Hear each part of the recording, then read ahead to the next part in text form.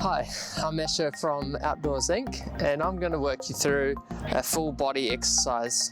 Now this exercise requires no equipment, it's best enjoyed outside in nature, ideally sunshine, and what's important is to just have some water with you, some loose fitting clothing, so that way your mobility is not reduced at all.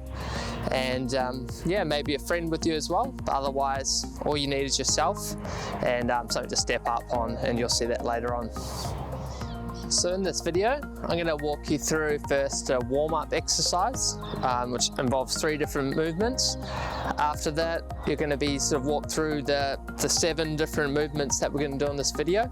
So I'll just coach you through technique in ways that will keep you safe and make the exercise more effective. After that, I'll actually go through 2 full circuits of this workout, and then followed by some stretches at the end and a cool down.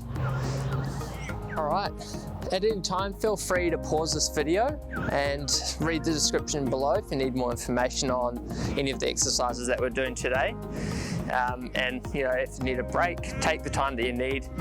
What's most important is that you keep yourself safe and enjoy the sunshine.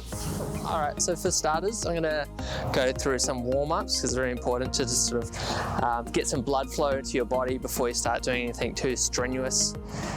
As with all the exercises we'll go through, it's pretty important to just pay attention on your form and how you do the exercise, so that way you don't come into any strain or overexertion. So we'll start off with 15 star jumps, so just reaching up high, trying to do quite large moves.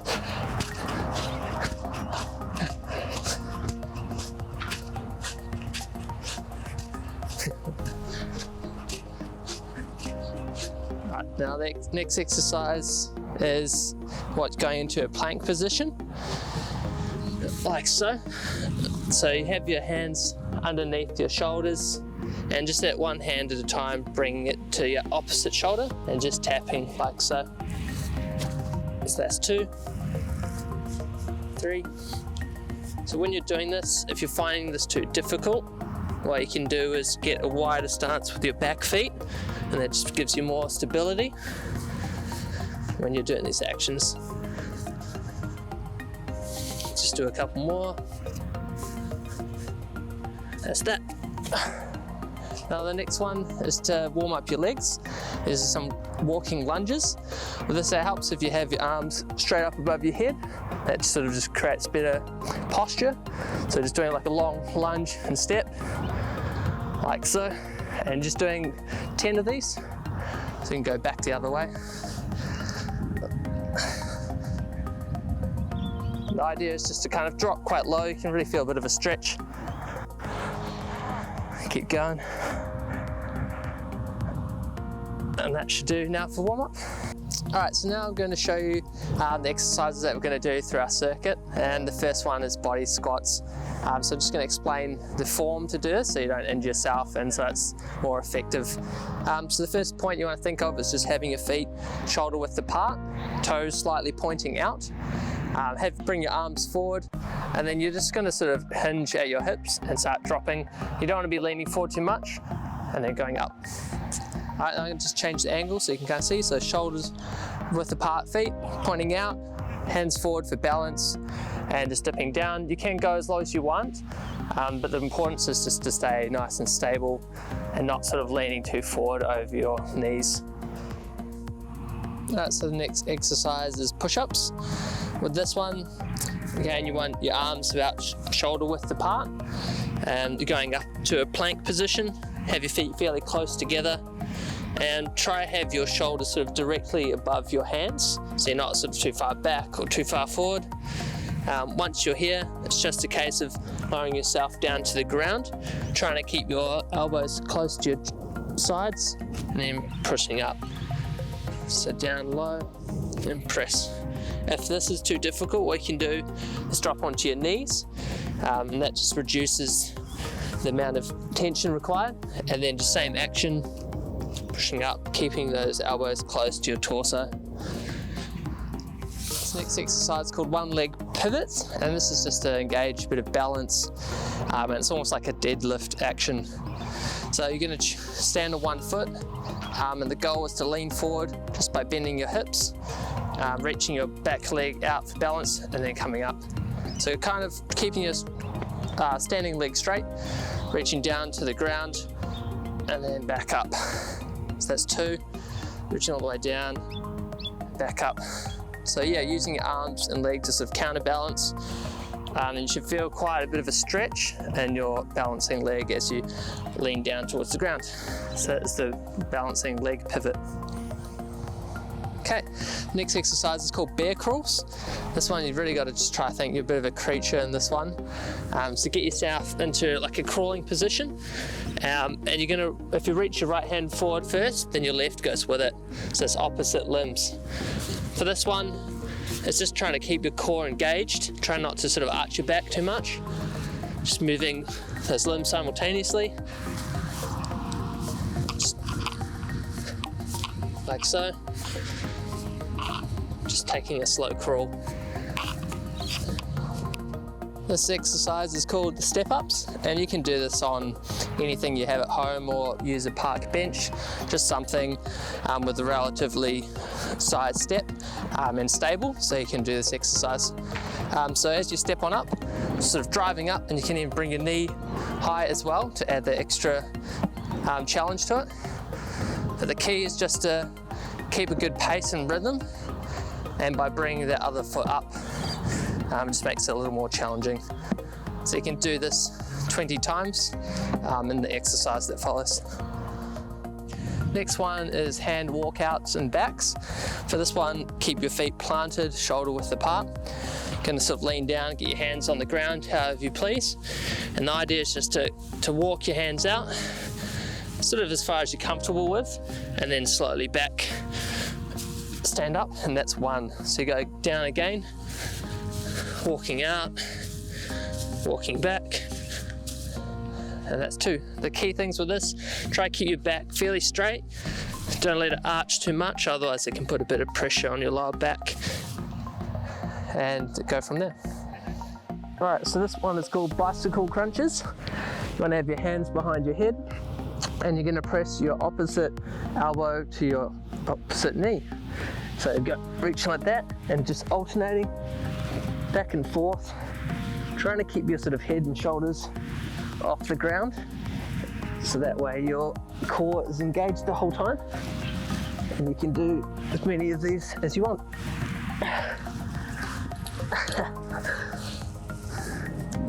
Okay, so we're going to start our first circuit, starting off with body squats. Feet shoulder width apart, hands out in front, and down.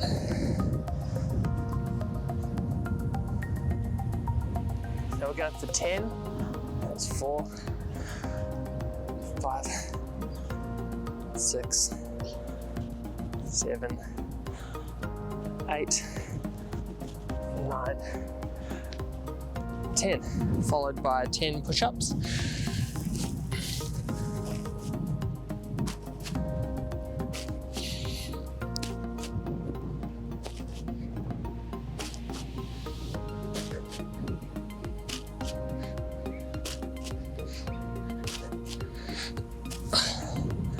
Next is our leg pivots. Remember to do 5 on each leg.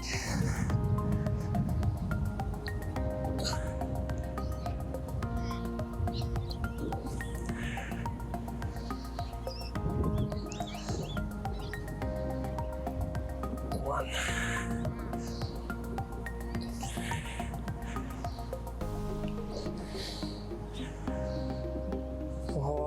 One more. All right, next is bear crawls. For this one, try achieve 10 meters or so.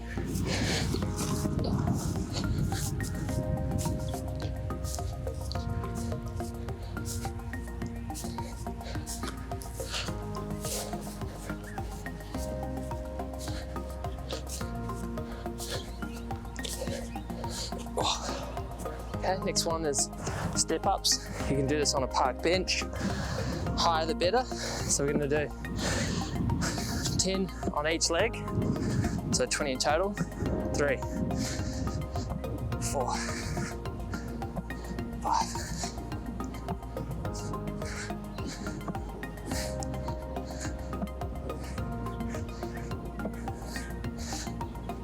That's 10.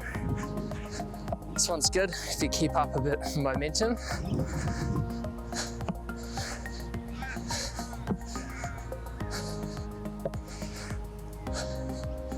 $16.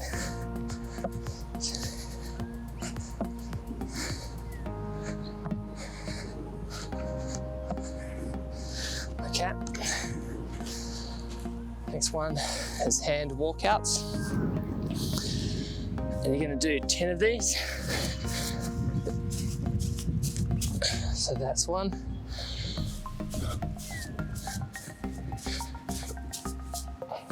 2.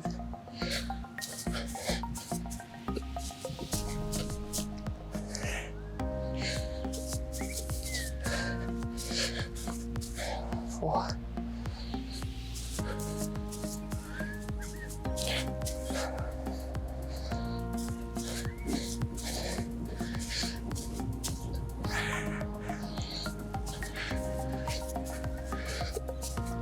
I believe that's 8. 9. One more. Alright. The next one is bicycle crunches. Our last one. And you're doing 20 of these. 2, 3, 4, 5, 6.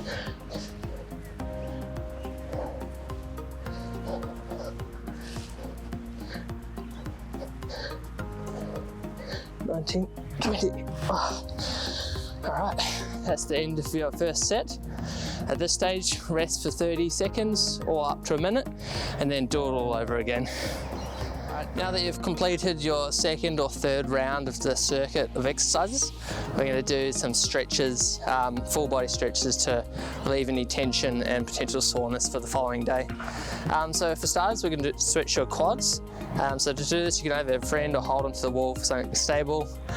Otherwise, if you've got some balance, just grab your foot, and the idea is to keep your knee pointing towards the ground and pulling that foot towards your butt, and you should be feeling a stretch along the front of your quad here. So this is sort of the front angle. I can show you on the side. So you can hold on to something, grab that foot and stretch it back. It helps if you're looking forward at a point in the distance for balance, but the idea is to hold the stretch for at least 20 seconds on that one leg before switching to the other. Just demonstrate on the other leg as well. Same deal, just grabbing that foot and really pulling it towards your butt and pushing your knee down to the ground. Hold that for 20 seconds and then move on to the next stretch. Now this next stretch is for your hamstrings. You can do this seated or standing. I'll show you both. For standing, you want to have your feet shoulder width apart and just trying to keep your back fairly straight, just sort of reaching down towards your toes. And you should be able to feel the stretch sort of running up your calves, past your knees and to the back of your quads there. So the more you do this, you'll get more limber up and you might be able to reach your toes. Or even grab behind and really pull into it, but that starts stretching your back too much. So if you can, just try to keep your back straight and reach down, and so you can just feel that whole pull, and then do that for 20 seconds again. I'll also show you how to do this seated.